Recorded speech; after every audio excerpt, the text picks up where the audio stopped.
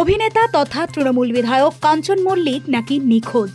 আর এই কারণেই কোন্নগর নবগ্রাম অঞ্চলে বিভিন্ন জায়গায় ছড়া দিয়ে মারা হয়েছে পোস্টার। এমনকি পোস্টারে লেখা রাস্তাগুলো হচ্ছে শেষ, বিধায়ক আমার নিরুদ্দেশ।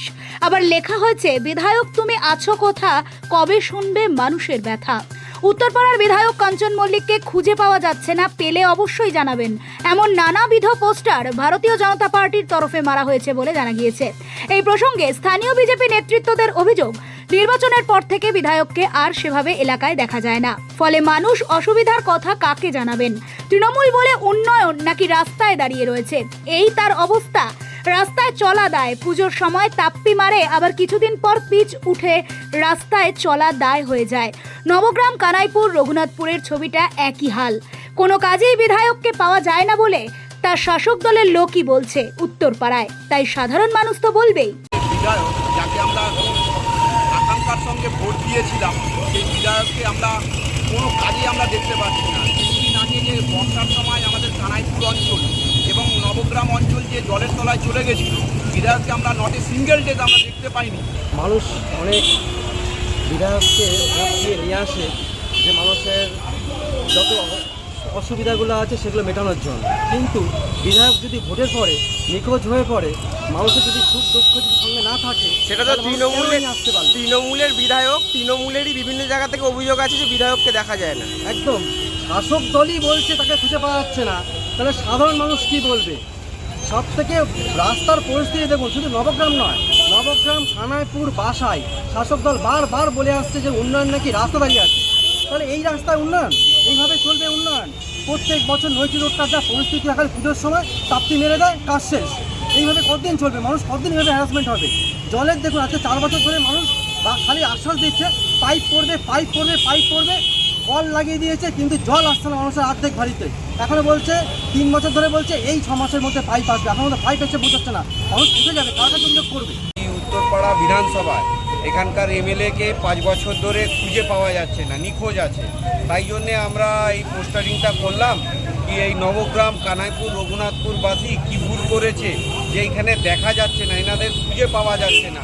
নবগ্রাম, কানাইপুর, রঘুনাথপুরের পঞ্চায়েতরা এই দুর্নীতি করছে, একটা উন্নয়নমূলক কাজ নেই। রাস্তার অবস্থা খারাপ হয়ে গেছে, রাস্তার নদী পাহাড় হয়ে গেছে। এখানে মানে একের পর এক ইলিগাল কনস্ট্রাকশন হচ্ছে। রঘুনাথপুর, কানাইপুরের, নবগ্রাম 3টে অঞ্চলেই জল নিকাশি ব্যবস্থা নেই। আমরা পঞ্চায়েত যদি দুর্নীতি করে তাহলে আমরা কোথায় যাব? আমরা তো যাব একটা আমাদের এমএলএর কাছে, উনি হতে পারে টিএমসির এমএলএ, কিন্তু আমাদের উত্তরপাড়া বিধানসভার এমএলএ তো, ওনাকে আমরা খুঁজে পাইনি, 5 বছর ধরে খুঁজে পাইনি। তাই জন্য আজকে আমরা এই পোস্টারিংটা করেছি। তৃণমূলের পিনাকি বন্দ্যোপাধ্যায় বলেন, বিজেপি এগুলো সব রাজনীতি করার জন্য করছে। বিধায়ককে এরা হঠাৎ খুঁজতে আরম্ভ করলে, এরা নিজেরাই তো পরিযায়ী পাখি। ভোটের আগে হঠাৎ দেখি এখানে এসে বন্দে মাতরম, জয় শ্রীরাম এসব বলে অনেক রকম ধ্বনি দিচ্ছে, কিন্তু ভোটের পর এদের আর দেখা যায় না। এরা হচ্ছে পরিযায়ী পাখি। বিধায়ককে কি আপনারা পান? বিধায়ক অবশ্যই আছেন। বিধায়ক তহবিল থেকে আমাদের রাস্তাঘাটও হয়েছে।